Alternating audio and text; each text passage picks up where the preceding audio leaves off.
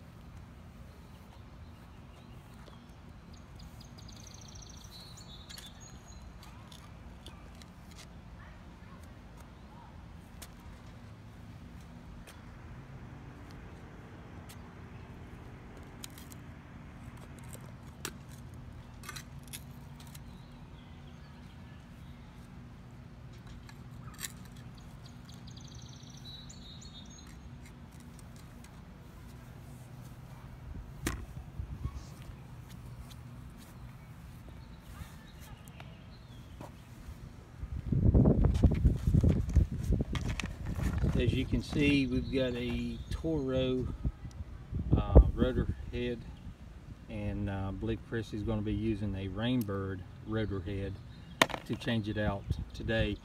Chris, if you would, grab those nozzles again, and let's talk to everybody about the importance of what number to select and why, and little details on that, if you would, please. All right. You've got two different nozzles on here. You got low angle, which is usually used on a hill so you don't waste water. Then you got rain curtain, it's usually used on flat areas, and it's more efficient. You got, let's see, low angle starts at 1.0, goes up to 3.0. Rain curtain starts at 1.5, goes up to 8.0. And depending on the distance, I mean, it's pretty self-explanatory. If you only got a short distance, it'd be a 1.5. If you got a real long distance, it goes all the way up to 8. I have never had to use an 8. 9 times out of 10, the biggest nozzle you'll ever use will be a 3.0. And today we're using a 3.0. They will throw, I think, between 30 and 40 foot, depends on the pressure you've got. And the rain curtain nozzle is designed for maximum water on the flat surface. And to install one, take the little green Rainbird screwdriver, stick it in the little slot made for the screwdriver, twist a half a turn, pull up, but be careful, it will pinch your hand. You stick the nozzle in the hole,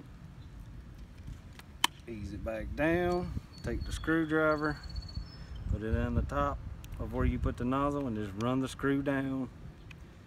It holds the nozzle in, and the further you run it in, the more it breaks up the pattern and actually the arc and how far it throws. So is it better to run it all the way in, or? No, I usually run it about halfway, and then you really need to turn it back on to adjust how far you want it to throw. But okay, that is enough to hold the nozzle in. If you do not run that screw in, the nozzle will blow back out. Let's look at that 1 second here. If you notice, the where he's got the screwdriver is the position that he did the half turn. He was able to pull the head up from the body. At that point, he took the screwdriver back out, and the idle, or the set screw, is down low enough to keep the blue nozzle in place, which you can see the screw there. And it keeps it. Otherwise, if you didn't turn it all the way to that point, when the water comes through, it would just blow that nozzle right out. Back out. Yep. So, okay.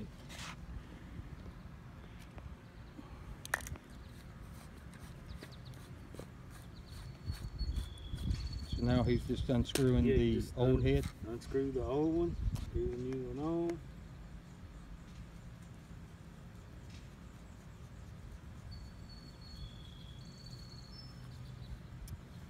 And then you adjust where you want it to throw, start and stop while it's not running. And you got the place here for the screwdriver with a plus and a minus. Turn it toward the plus if you want it to throw more. If you want it to throw less, you turn it toward the minus. And here, let's see, it's in half, 180. We don't want 180, we want 90. So I'll turn toward the minus. And where it stops, you can keep turning it. That's no big deal. It adjusts to the left. And there and there. Perfect. I'll make sure it's deep enough.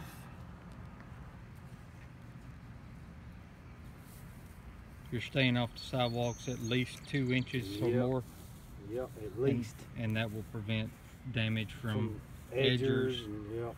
Okay.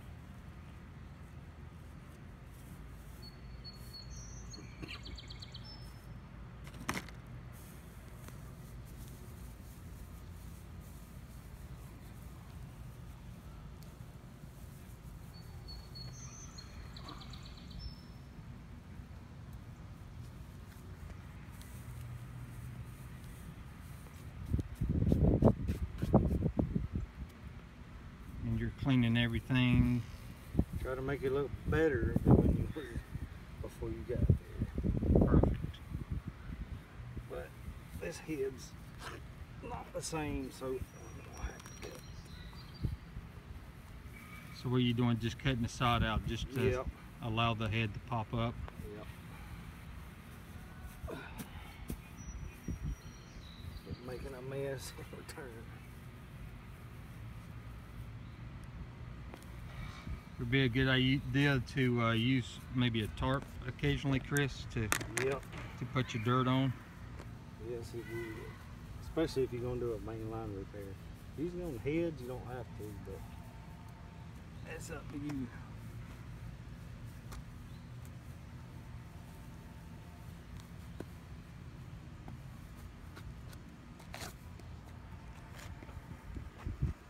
We'll pack everything back around it, blow everything off or sweep it off depending on what your irrigation truck is equipped with.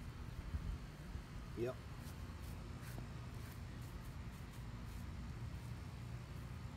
Or if the guys is on the property doing the maintenance, get them to do it for you.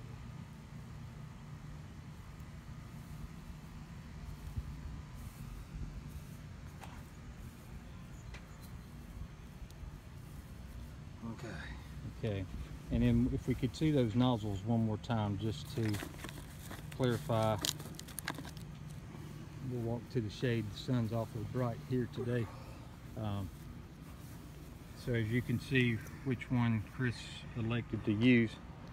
Which was the 3.0. Because you're supposed to have head-to-head coverage. That means the head you're working on needs to throw to the next head that's in line. Same thing on the other side of the head. There should be another head on the sidewalk out here somewhere. That this head should make it to that one.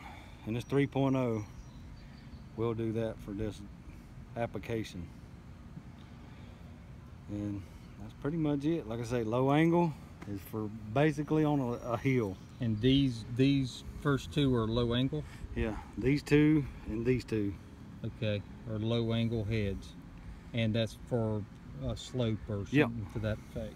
Because the rain curtain's got an arc to it. These don't. It's pretty much straight down. Okay, so these have arcs to them. These do. These do. These don't. Okay, these do not. The first two do not. Near this, the handle here. Yeah. Okay, and those are, it's kind of hard to see on the video, but those are what GPA is that again? Rainbird, low angle. You got 1.0 and it goes up to 3.0 for the low angles. Okay. Rain curtains start at 1.5, goes up to 8.0. Okay, and you've never really used the larger ones? No. For that there. Okay, well thanks for watching, and anything, Chris, that you think might help these guys? No, that's pretty much it. Okay. Rotors and spray heads is fairly easy to replace. Okay, and this video is about 10 minutes and 20 seconds long.